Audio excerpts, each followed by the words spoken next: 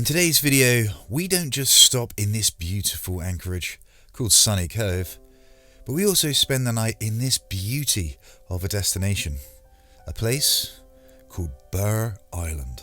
And whilst here, we head down to explore the underwater world in the crystal clear water which surrounds the island, and we'll also check out some marvellous looking transportation which shuttles people to and from this amazing looking property, which happens to be on the market for a cool £15 million.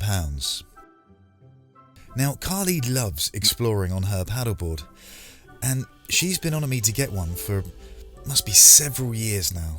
But truth be told, I never got on with them. However, inspired after our chance encounter with this absolute legend of a man and the 9 world records he set on his insane adventures on a paddleboard for charity.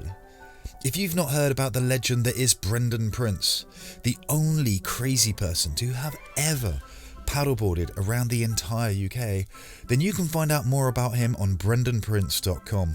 So after seeing the joy that a paddleboard had brought to his life too, I decided maybe it was time for me to give them a second chance. And that is why we ended up in this anchorage here.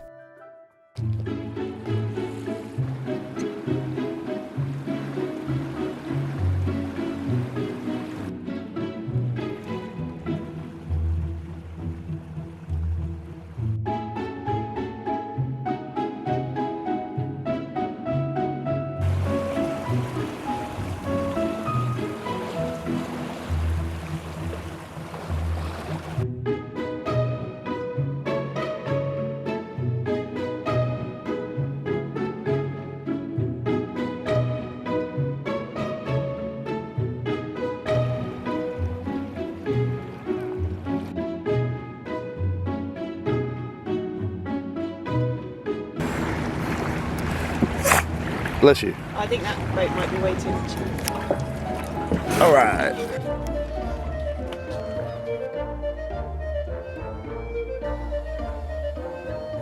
Arriving to the town in Salcombe is undeniably a quintessentially English experience and a beautiful, albeit busy place to explore. Now, you said something about supporting local businesses?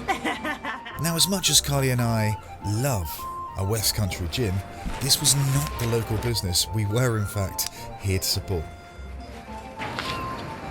Fabric made from recycled plastic bottles. Because we managed to find a local paddleboard company who were very big on the environment. Now, this anchorage we find ourselves in, called Sunny Cove, is located just inside the Salcombe harbour, and it cost us £12 in harbour dues to drop the anchor and stay here. But as paid stops in Salcombe go, it seemed like the least crowded option available, as we'd seen 3 and in some cases as many as 4 boats on a single mooring here. There is a free anchorage option just before you enter Salcombe Harbour in Starehole Bay, although sadly the beaches vanish at high tide. And this is why we headed here, to Sunny Cove, where it was easy to get Hank from Kanoa to somewhere where he could easily stretch his legs. However, our flying visit to Salcombe was indeed over, and it was time for us to leave. For those of you who haven't been to Salcombe yet, beware of the huge sandbar which extends across much of the entrance. Obviously consult with your charts and your pilotage literature before coming in, but in short, be sure to stick to the westernmost side of the entrance, as we are here, where there is plenty of depth. And it's now westward bound to another great British anchorage.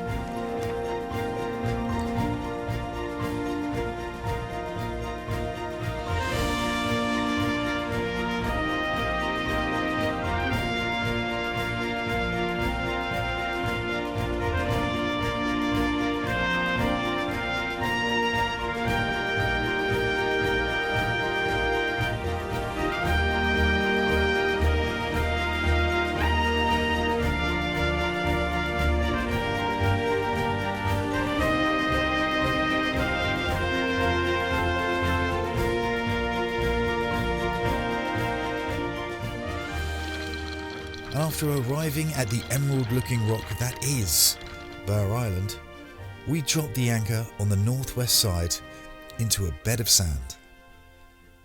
This looks really good. So all this beach over here, this is all exposed at low tide, so you can walk over to the island where there's a couple of buildings, a hotel and a couple of houses, and then at high tide, that vanishes. I definitely have to go get in that water. I can't, it's low tide, I need to get in that water.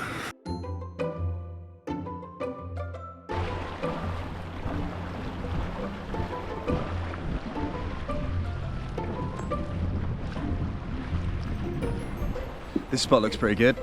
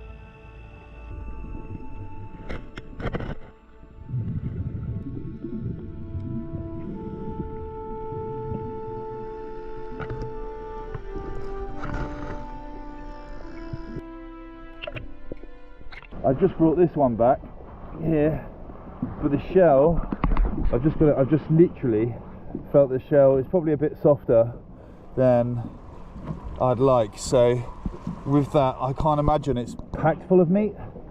So it's close, but I'm gonna let him go. All right, mate, off you go.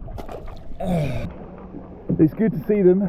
There was some amazing amount of fish. I think it was mostly wrasse swimming between the boulders.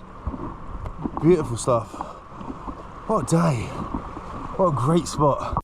After an amazing exploration of Burr Island's crystal clear water, it was back to Kanoa, where Carly had been doing some research on this remarkable place that's actually for sale. An island with a variety of houses on it, an ancient pub, and an Art Deco hotel that looks like something straight out of the Great Gatsby movie set. Now, I was keen to take the dinghy over straight away, yet Carly, she had other plans.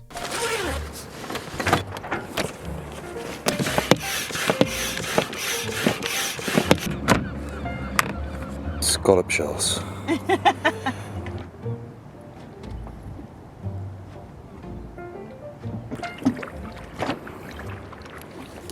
So Carly's just very kindly offered to test drive my new paddleboard. How are you? I think she's got designs on my new Sun's Up.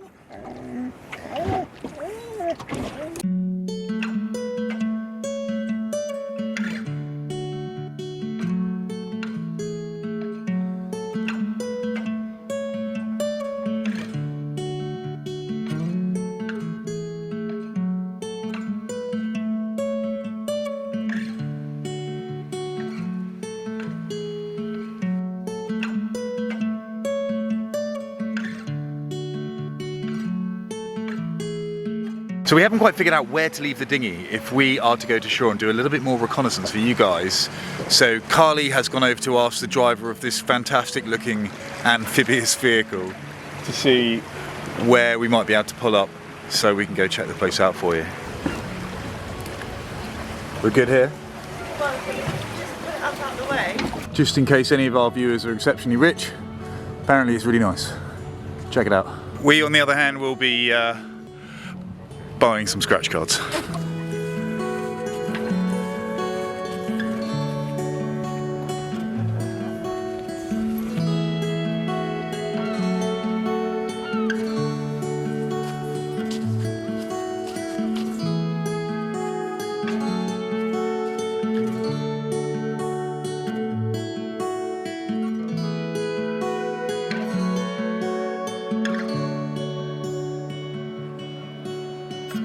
1336. Think about that for a hot minute. This pub is nearly 700 years old. That's got to be one of the oldest pubs in the country, right? If you've been to an older pub than this, then jump in the comments and let us know. But this has got to be up there, right? Let's go check it out. Sadly, the pub is full up with people having dinner, so we decided to stop for a pint outside the 700-year-old pub. Cheers. Cheers. So for those of you that want to perhaps come down, it might be worth calling in advance and booking a table.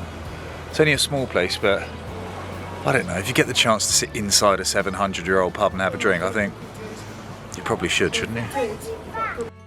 And as the sun set on another magnificent day of life, living at anchor in Great Britain, we realised that it was going to be time once more to deploy the trusty swell bridle. And if you haven't seen how we do that, then be sure to check out this video here where I'll show you exactly how we do that. And in the meantime, I'll be sure to get both of these new anchorages uploaded for you all, along with the rest of the amazing places that we get to momentarily call our home, all found for free at Kanoa.com.